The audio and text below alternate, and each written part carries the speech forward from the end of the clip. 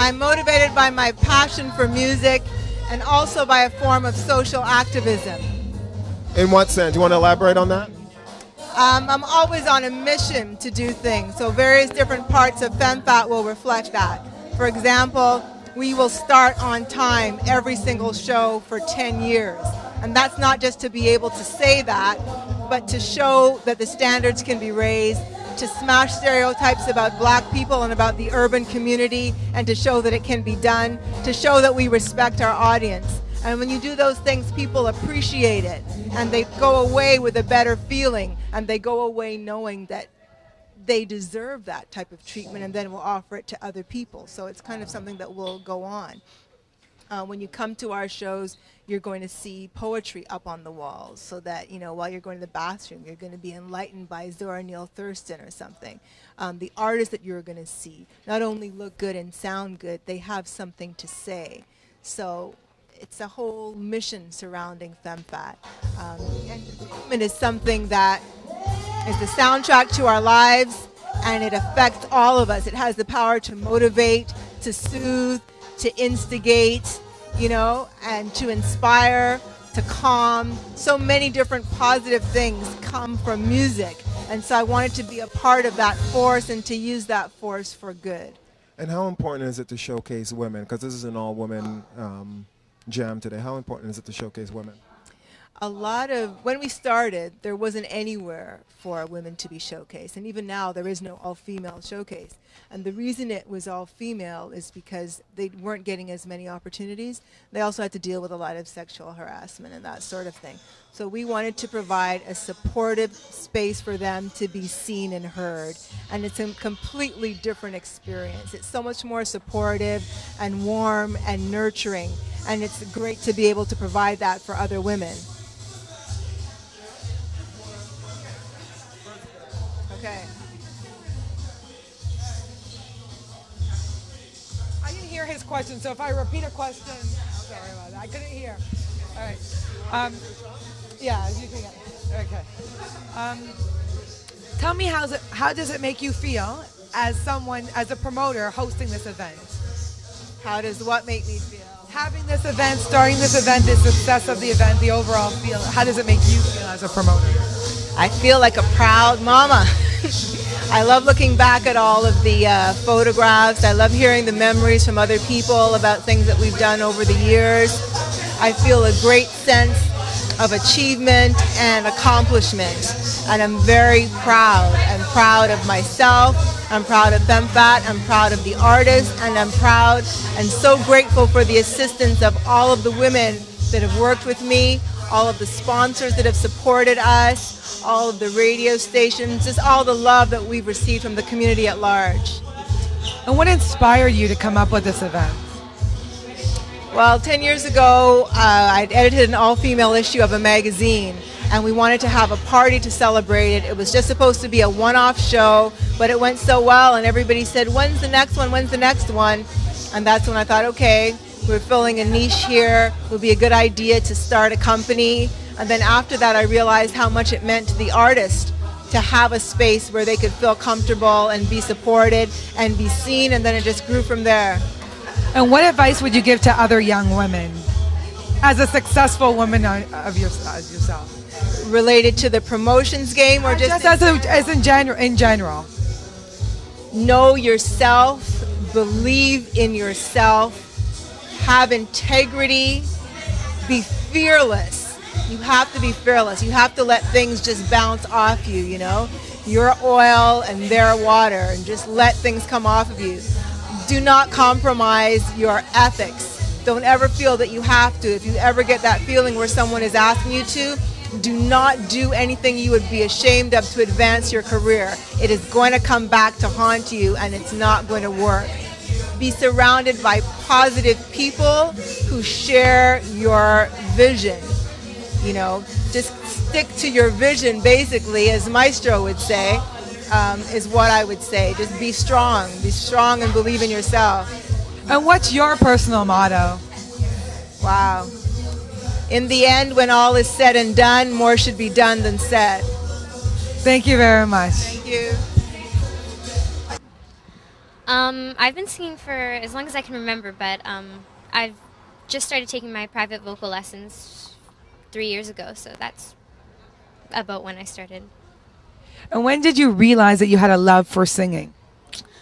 I think at a very young age, you know, when we used to do our little like talent shows in our schoolyard and stuff.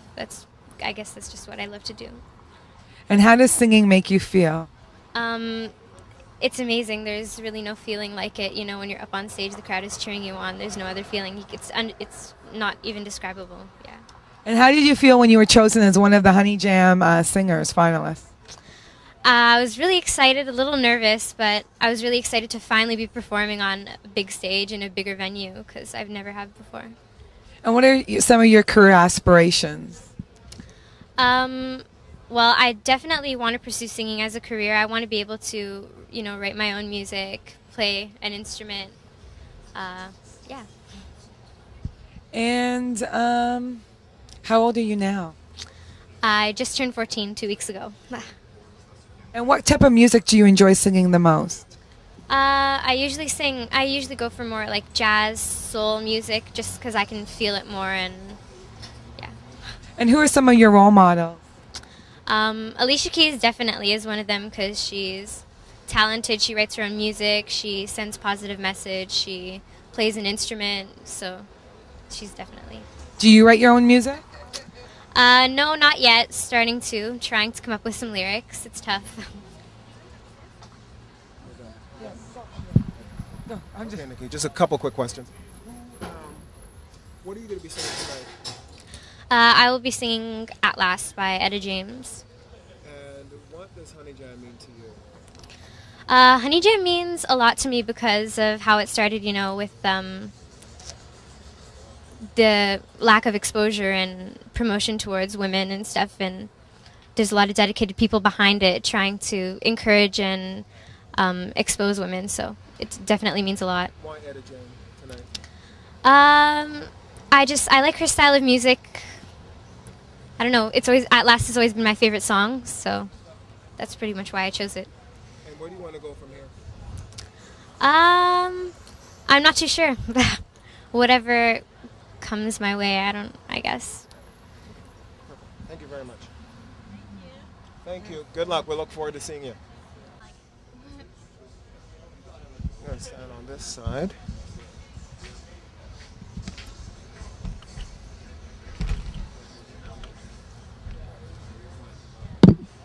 And just turn on this side just a little bit. Yeah. Okay, so just say your name for me and just spell it. Martha Joy Lim, MarthaJoyLim. Now, what are you singing tonight? I'll be singing "I Have Nothing" by Whitney Houston. Okay. Yeah. Why that song? That song, it's something really close to me. You know, I've been singing it for a while, and you know, I've really grown to love the song. You know. Now, how important is Honey Jam to you?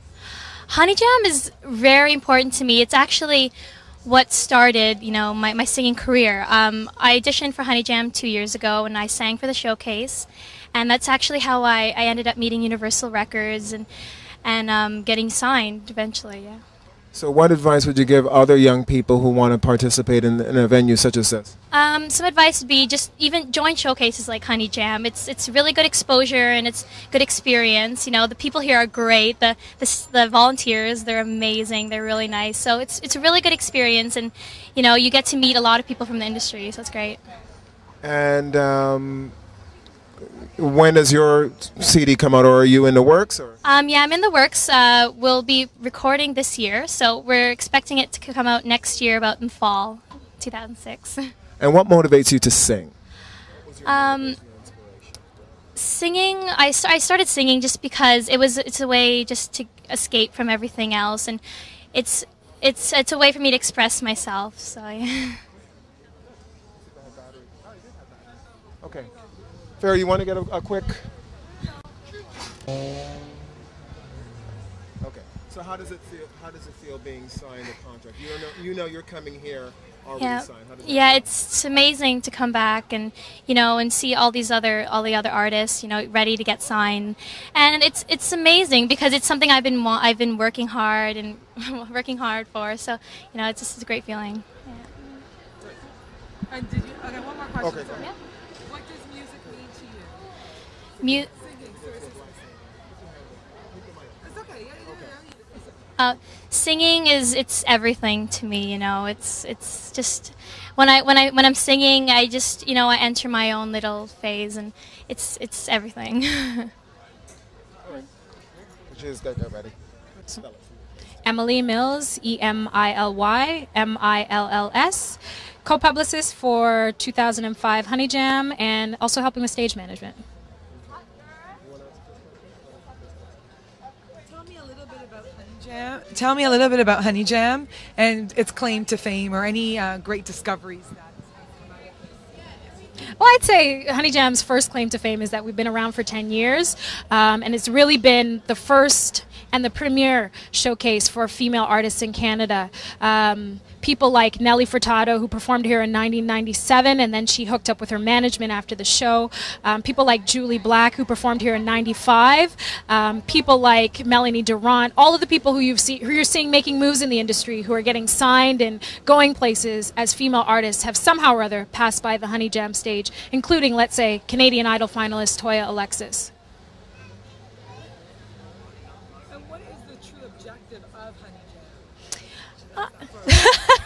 Honey Jam has definitely been, its goal has been to empower women behind the scenes and on the stage, to really give them an opportunity to shine and to show their talents, not just as performers, but also as DJs, producers, promoters, sound engineers, anything that's related to entertainment and music. And why do you think so much great talent? What is it about the chemistry with this event? What do you feel as part of the organization? I think, before major, Canadian urban radio, before urban television, before, live talent competitions like Canadian Idol, there really wasn't anything for female artists like this. So this has really been the first showcase for women to come together in a positive environment where they didn't feel competitive, where they felt encouraged, and where the fact that there were women was celebrated.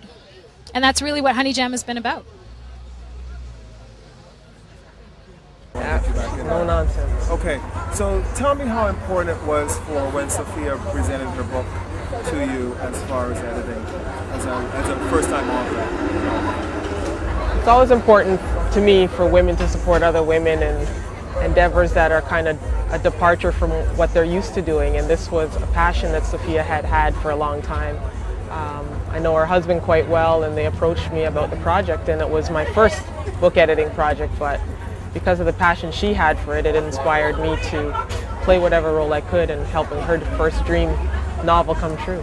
Will you be part of her second? Were you part of her second, or will you be a part of her third? No, I haven't been part of her second, but she had asked me to be part of one of the first trial groups to read it when it's published, so any way that I can support her, I would love to, because to see the book come to fruition from hundreds of pages in a binder to a finished product with full cover and picture on the front, and it was just great to see a project come from start to finish like that. And take us through the characters. How did you feel the character development part? Noel and Jay? For her first novel, for any novel, but especially for her first novel, she put a lot of depth into each character. I know over the course of the project, as she got a publishing deal and she worked with other editors, she had to develop the characters even further.